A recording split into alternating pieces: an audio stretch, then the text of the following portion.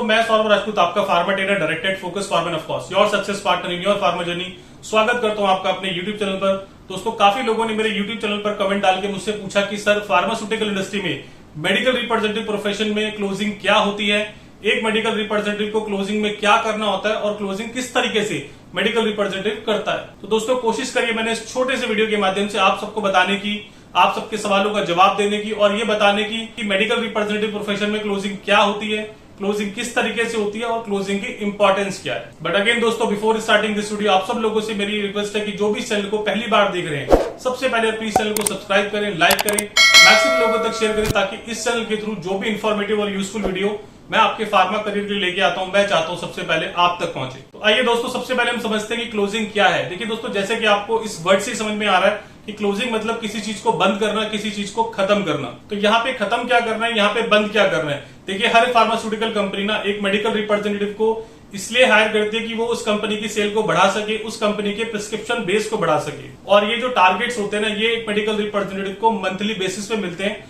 तो हर एक medical representative को ये इंश्योर करना होता है कि जो उसको मंथली टारगेट कंपनी द्वारा दिए गए हैं वो उसको पूरा करे, उसको सरपास करे। क्योंकि देखिए दोस्तों, जो भी आपने पूरे महीने काम किया, पूरे महीने जो भी सेल्स किया है, उस पूरे सेल्स डेटा को इकट्ठा करके आपको महीने के एंड में कंपनी को देना होता है। इसलिए इसको क्लोजिंग बोला जाता है। और इस मंथ को क्लोज करने के बाद, इस मंथ की क्लोजिंग करने के बाद मेडिकल रिप्रेजेंटेटिव नए सिरे से नए मंथ में एंटर करता है। देखिए, क्लोजिंग को ना आप इस तरीके से भी समझ सकते हैं कि क्लोजिंग एक मेडिकल रिप्रेजेंटेटिव का ना रिजल्ट डे होता है, एक तरह से फाइनल डे ऑफ बैटल होता है। तो देखिए दोस्तों, जैसे हम सब लोग स्कूल्स में पढ़ते थे, हम सब लोगों का रिजल्ट आता था। तो रिजल्ट आने से पहले ना हर एक स्टूडेंट्स को काफी नर्वसनेस होती थी। 2-3 दिन पहले उसको भूख प्यास लगना बंद हो जाती थी। तो सेम विद द क्लोजिंग होता है कि हर एक मेडिकल रिप्रेजेंटेटिव को ना 2-3 दिन पहले से ही बहुत ज्यादा टेंशन, बहुत ज्यादा प्रेशर फील करने लग जाता है। उसको भूख प्यास तक बंद हो जाती है। और ये प्रेशर सिर्फ मेडिकल रिप्रेजेंटेटिव तक नहीं, उनके ऊपर जो एबीएम, आरबीएम तक, उनको ये सब प्रेशर फील होता है। क्योंकि क्लोजिंग में ना आपका एक तरह से रिजल्ट डे ही है।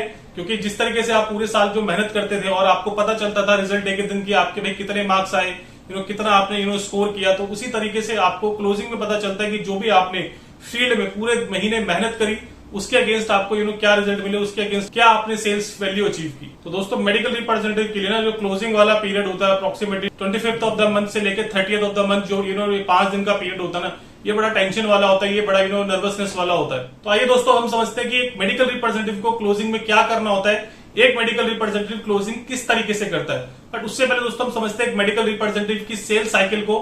देखिए, एक मेडिकल रिप्रेजेंटेटिव डॉक्टर के पास जाता है, डॉक्टर से बार बार प्रिस्क्रिप्शन की रिक्वेस्ट करता है। अगर डॉक्टर उसको प्रिस्क्रिप्शन देता है तो वो प्रिस्क्रिप्शन फिर ऑनर होता है केमिस्ट पे। केमिस्ट उस प्रिस्क्रिप्शन के अकॉर्डिंग उस कंपनी की दवाई पेशेंट को देता है और वो केमिस्ट वो दवाई मंगाएगा उस एरिया में, जो उस एरिया के डिस्ट्रीब्यूटर असाइन होते हैं वहां से। तो एक चैनल सेल्स का हो गया डिस्ट्रीब्यूटर टू केमिस्ट। ये जो सेल होती है ना, ये सेल कहलाती है हमेशा सेकेंडरी सेल, जो सेल डिस्ट्रीब्यूटर से केमिस्ट पे होती है। अब वो डिस्ट्रीब्यूटर ने जो माल बेचा, तो डिस्ट्रीब्यूटर भी कहीं ना कहीं से माल मंगाएगा। तो डिस्ट्रीब्यूटर माल मंगाता है कंपनी के सीएफए से, और जो बिलिंग सीएफए टू डिस्ट्रीब्यूटर होती है, that is called your primary sale. और मैक्सिमम फार्मा कंपनी ना एक मेडिकल रिप्रेजेंटेटिव को जो सेल्स टारगेट देती है, वो देती है प्राइमरी सेल्स पे।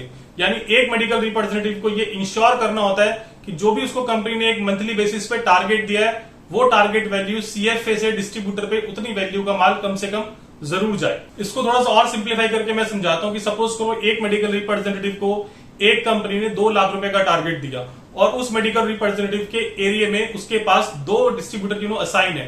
तो अब उसको ये इंश्योर करना है कि वो कम से कम वो 2 लाख रुपए की बिलिंग एक मंथ में उसके जो सीएफए है कंपनी का, उसके थ्रू उनके जो 2 डिस्ट्रीब्यूटर असाइन है वहां पे होनी चाहिए। देखिए, हर कंपनी ने अपने कुछ सिस्टम बनाया हुआ है। कुछ मेडिकल रिप्रेजेंटेटिव वीकली डिस्ट्रीब्यूटर के पास विजिट करते हैं, कुछ मेडिकल रिप्रेजेंटेटिव बाय मंथली यानी 15 डेज में स्टॉकिस्ट के पास विजिट करते हैं। वो स्टॉकिस्ट से सेल्स का डेटा लेते हैं कि अभी तक उनकी कितनी सेकेंडरी सेल हुई है।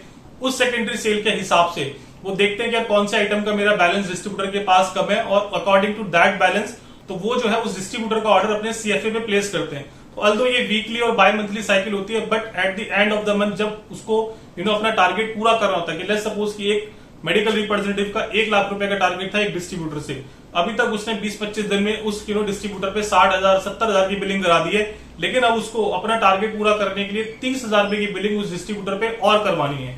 तो यहाँ पे मेडिकल रिप्रेजेंटेटिव अपने डिस्ट्रीब्यूटर की सेकेंडरी सेल का स्टेटमेंट लेगा, उसका स्टॉक देखेगा। अगर उसका उतना वैल्यू बन रहा है 30,000 के ऑर्डर का, तो वहां पे प्लेस करके अपना टारगेट पूरा करा देगा। बट इफ इन केस यदि उसका लास्ट वीक में जाके वो 25 से 30,000 का टारगेट जो उसका शॉर्ट पड़ रहा था, अगर उतना ऑर्डर वो नहीं बन रहा है डिस्ट्रीब्यूटर पे, तो देन यहाँ पे सारा प्रेशर और जो सारा एडजस्टमेंट का गेम होता है ये शुरू हो जाता है। अब यहाँ पे यार देखिए मेडिकल रिप्रेजेंटेटिव के ऊपर पूरा प्रेशर है कंपनी से कि नहीं, आपको किसी भी तरीके से वो 1 लाख रुपए की वैल्यू अचीव करनी है, और यहाँ पे उसका डिस्ट्रीब्यूटर मेडिकल रिप्रेजेंटेटिव को ऑर्डर नहीं दे रहा है क्योंकि उसका एक्चुअल में ऑर्डर नहीं बन रहा है। तो यहाँ पे मेडिकल रिप्रेजेंटेटिव के ऊपर एक बहुत ज्यादा प्रेशर क्रिएट हो गया कि अब वो क्या करे। तो यहाँ पे मेडिकल रिप्रेजेंटेटिव क्या करेगा, कुछ डिस्ट्रीब्यूटर को ऐसी स्कीमें बताएगा कि सर आप मेरे से 30,000 रुपए माल ले लीजिए, मैं आपको कुछ एक्स्ट्रा डिस्काउंट करा दूंगा, कुछ एक्स्ट्रा स्कीम करा दूंगा, या जो आप मुझसे 30,000 का एक्स्ट्रा ऑर्डर मंगाएंगे उसको मैं इसी महीने में कहीं और लिक्विडेट करा दूंगा। तो इस तरह की स्कीमें वो डिस्ट्रीब्यूटर को समझा के अपना टारगेट किसी तरीके से पूरा करता है। और यही दोस्तों एक मेडिकल रिप्रेजेंटेटिव का सबसे टफेस्ट टाइम होता है, जहां पे उसके ऊपर सबसे ज्यादा प्रेशर होता है, उसको भूख प्यास लगनी बंद हो जाती है, उसको रातों को नींद आनी बंद हो जाती है। और एक मेडिकल रिप्रेजेंटेटिव को क्लोजिंग के दौरान अपने डिस्ट्रीब्यूटर की सारी स्टॉक एंड सेल कलेक्ट करनी होती है और कंपनी में उस रिकॉर्ड को भेजना होता है। इसके अलावा उसको प्राइमरी सेल्स का पूरा डेटा कंपनी में लेके भेजना होता है। प्राइमरी सेल जो सीएफए से अभी तक बिलिंग हुई है उसका पूरा डेटा लेके उसको आगे अपनी कंपनी में भेजना होता है। तो दोस्तों इसी तरीके से मेडिकल रिप्रेजेंटेटिव को हर महीने क्लोजिंग करनी होती है। तो दोस्तों अब बात कर लेते हैं कि क्लोजिंग की इंपॉर्टेंस क्या है। तो देखिए दोस्तों, अगर मैं सबसे पहले बात करूं इंपॉर्टेंस की, तो सबसे पहले तो यार देखिए हर कंपनी ने अगर आपको कोई मंथली सेल्स टारगेट दिए तो उसके अकॉर्डिंग कुछ मंथली इंसेंटिव भी कंपनी देती है। तो आपका अगर इंसेंटिव कैलकुलेशन तभी हो पाएगा जब आप कंपनी को क्लोजिंग की स्टेटमेंट टाइम से भेजेंगे, प्राइमरी और सेकेंडरी सेल्स का डेटा टाइम पे भेजेंगे। तो आपके इंसेंटिव कैलकुलेशन के लिए क्लोजिंग करना एक मेडिकल रिप्रेजेंटेटिव के लिए बहुत जरूरी हो जाता है। दूसरी अगर मैं इंपॉर्टेंस की बात करूं तो यार आपने पूरे महीने क्या काम किया, आपने पूरे महीने जिस तरीके से एफर्ट मारे, उस एफर्ट से आपको कुछ रिजल्ट मिल भी रहे हैं या नहीं मिल रहे हैं, तो वो सब बैठ के भी कंपनी तभी इवैल्यूएट कर पाएगी जब आपकी सेकेंडरी सेल और प्राइमरी सेल्स का डेटा कंपनी के पास पहुंचेगा। तीसरे अगर मैं इंपॉर्टेंस की बात करूं तो आपकी जो भी मंथली सेल्स चल रही है, क्वार्टरली सेल्स चल रही है, जो एनुअली सेल्स चल रही है, उसी के बेस पे सेल्स डेटा को पढ़ के, सेल्स डेटा को एनालिसिस करके कंपनी आपको नेक्स्ट ईयर के टारगेट बना के देगी, और उसी सेल्स डेटा के बेस पे आपको नेक्स्ट ईयर कंपनी या इंक्रीमेंट देगी या आपको प्रमोशन देगी। और सबसे आखिर और सबसे इंपॉर्टेंट एस्पेक्ट की मैं बात करूं क्लोजिंग के, तो वो ये होती है कि जब आप अपनी कंपनी में प्राइमरी और सेकेंडरी सेल्स का डेटा भेजते हैं तो कंपनी में जो आपके ऊपर बॉसेस लोग बैठे होते हैं, जो कंपनी में एडमिन डिपार्टमेंट बैठा होता है, वो आपकी स्टेटमेंट्स को पूरा अच्छे से स्टडी करता है, अच्छे से एनालिसिस करता है, और वो ये देखता है कि यार वो जिस तरह की मार्केटिंग स्ट्रेटेजी मार्केट में लेके जा रहे हैं, जिस तरह के इनपुट लेके जा रहे हैं, तो उस तरीके के इनपुट से, उस तरह की स्ट्रेटेजी से उनको कुछ रिजल्ट मिल भी रहा है या नहीं मिल रहा है। और इसके अलावा काफी कंपनी टाइम टू टाइम नए नए प्रोडक्ट लॉन्चेस करती रहती है, तो वो इस डेटा के बेस पे ये भी इवैल्यूएट कर पाते हैं कि जो हमने नया प्रोडक्ट लॉन्च किया था और जिस प्रोडक्ट पे हमने इस मंथ फोकस किया था, क्या उस प्रोडक्ट में कुछ मूवमेंट आई है, क्या उस प्रोडक्ट की सेल्स में कुछ जंप्स आए हैं या नहीं आए। और अकॉर्डिंग टू दैट कंपनी को डायरेक्शन मिलती है कि यार हमें अपनी स्टडीज को चेंज करने की जरूरत है या हमें अपनी स्टडीज में और कुछ इंप्रूवमेंट करने की जरूरत है। इसके अलावा यार काफी डॉक्टर्स पे कंपनी ने एक्टिविटीज करी होती है, काफी कंपनी ने डॉक्टर्स के ऊपर स्पॉन्सरशिप की होती है, तो कंपनी बैठ के ये भी इवैल्यूएट करती है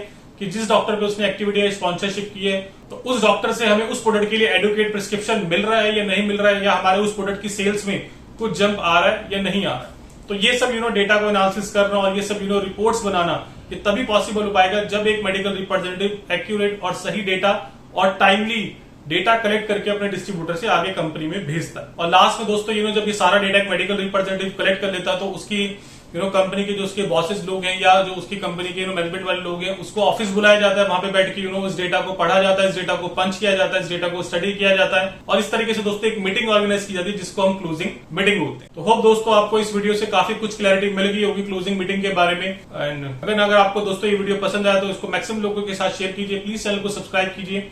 थैंक यू दोस्तों, हैव वेरी ग्रेट।